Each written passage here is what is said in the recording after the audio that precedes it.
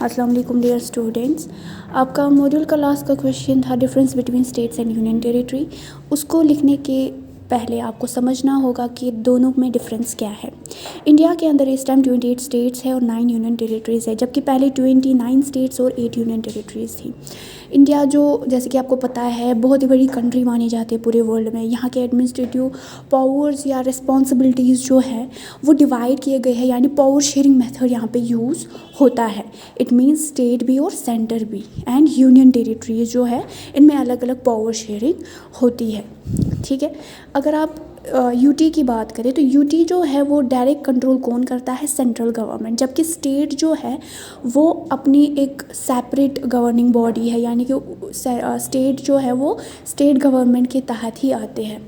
State का जो administrative मतलब जो मेथड है वो सिंपल से जैसे इलेक्शन होता है, उसके बाद उनको राइट मिल जाता है कि वो लॉज को फ्रेम करे, वो लेजिस्लेटिव असेंबली होती है वहाँ पे, और चीफ मिनिस्टर को इलेक्ट किया जाता है। जो गवर्नर है वो रिप्रेजेंटेटिव होता है प्रेसिडेंट का। ठीक है, एंड सेकेंड जो भी बेसिक फैसिलिटीज़ होती है जैसे कि रेवेन्यू, टैक्सेस वगैरह, हेल्थ केयर, स्टूडेंट्स का स्कूल फैसिलिटी, इंफ्रास्ट्रक्चर, वो सब कुछ स्टेट गवर्नमेंट खुद देखती है। स्टेट और सेंटर जो है वो जो पावर शेयर करते हैं, यानी पावर शेयरिंग जो मेथड इंडिया के अंदर लागू किया गया है वो फेडरल सिस्टम उसे कहते हैं, फेडरल फॉर्म ऑफ गवर्नमेंट। ठीक है, अगर हम इंडिपेंडेंस के पहले की बात करें तो स्टेट्स पहले भी डिवाइड हो गई थी प्रोविंसेस और प्रिंसली स्टेट्स में।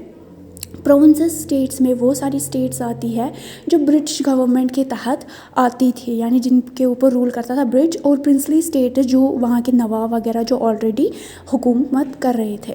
यूटी की अगर हम बात करें तो यूटी जो होती है वो स्मॉल एडमिनिस्ट्रेटिव यूनिट होती है, यानी वो स्टेट से थोड़ी छोटी होती है। मतलब जितना एडमिनिस्ट्रेशन जो है वो स्टेट के लिए होता है उतना यूटी के लिए नहीं होता है।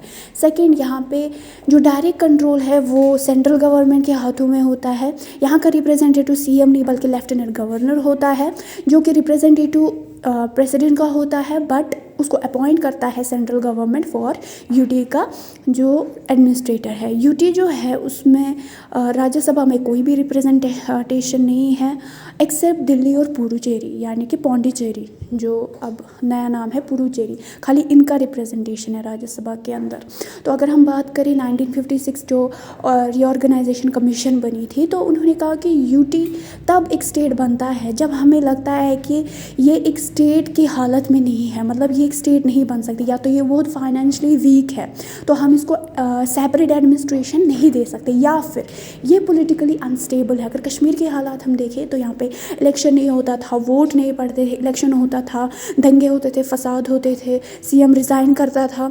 तो इस तरह की जो सिचुएशन है, इन्हीं सिचुएशंस में एक स्टेट जो है वो यूटी बनाई जाती है ताकि डायरेक्ट कंट्रोल जो है वो सेंट्रल गवर्नमेंट के तहत आ जाए और वो अच्छे से गवर्न हो। आई होप आपको ये अच्छे से समझ आया होगा।